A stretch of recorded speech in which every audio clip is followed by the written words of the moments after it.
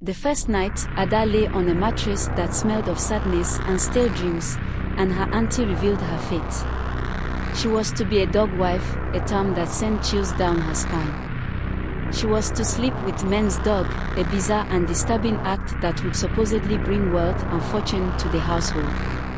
In the dusty heart of a bustling Nigerian town, a young girl named Ada lived a life of quiet determination. Her eyes, a deep shade of brown, reflected the warmth of the sun and the resilience of the people around her. Ada's days were filled with the chorus of market calls and the rhythmic pounding of fufu, as she helped her mother at their small stall, selling okra and palm oil to the locals. Her nights were spent under a thatched roof, her dreams as vast as the unexplored stars above her. Her mother, a widow with a heart as strong as the roots of the iroko tree, had always encouraged Ada to reach for those stars. She spoke of a better life, a place where opportunities bloomed like the flowers in the dry season, and where hard work was met with the sweet kiss of success. Ada's Andy, who had ventured to a distant land, whispered similar tales in her letters, sharing stories of a city that never slept, where the light outshone the brightest diamond necklaces. One sweltering afternoon, Ada received a letter with a foreign stamp.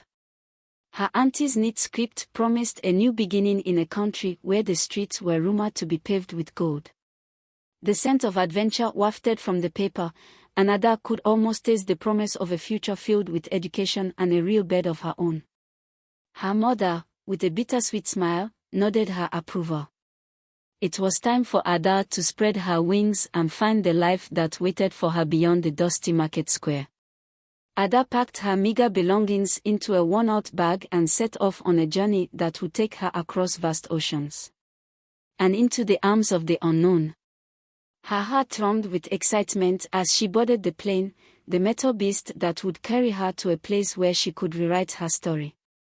Little did she know, the pages of her life were about to turn to chapters she had never imagined. The city that greeted her was a cacophony of sights and sounds. Skyscrapers kissed the sky, their glass surfaces reflecting the ambition of 1,000,000 souls. Cars honked impatiently, and the air was thick with the smell of opportunity and exhaust fumes. Her auntie, a plump woman with a stern demeanor, met her at the airport. Her eyes searched Ada's face, looking for the girl she had once known, but all she saw was potential. Potential to be shaped into the image of her own making. Ada's dreams began to unravel faster than the cheap fabric of her dress the moment she stepped into her auntie's house. It was not the gleaming mansion of her imagination, but a cramped apartment, where the gold she had been promised was the glint of coins saved by the sweat of those who had come before her. Her auntie's smile was cold, her voice a whip that cracked through the air. "You will work hard," she said, "and you will pay your debt." The first night, Ada lay on a mattress that smelled of sadness and stale dreams, and her auntie revealed her fate. She was to be a dog wife, a term that sent chills down her spine. She was to sleep with men's dogs, a bizarre and disturbing act that would supposedly bring wealth and fortune to the household. Ada's eyes filled with tears, her throat tight with fear. This was not the life she had dreamed of, not the path to the stars her mother had hoped for her.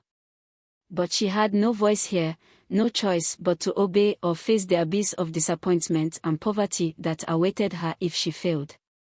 The next day, her auntie took her to a dimly lit alley, where the shadows held secrets that made her stomach churn. There, she was introduced to a man with a sneer that could curdle milk.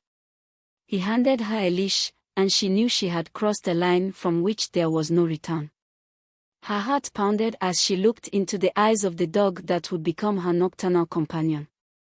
It was then that she realized the true price of gold-paved streets was the innocence of a girl from a dusty town. Her dignity traded for a bed in a cold, uncaring city.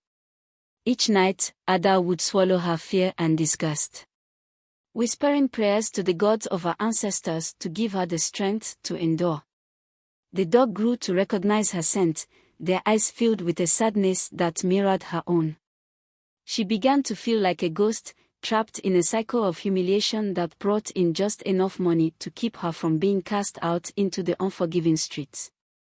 Her auntie watched her with a greedy gaze, counting every coin and doling out meager portions of food, ensuring she remained dependent and obedient. As the weeks turned to months, Oda's spirit grew as weary as her body.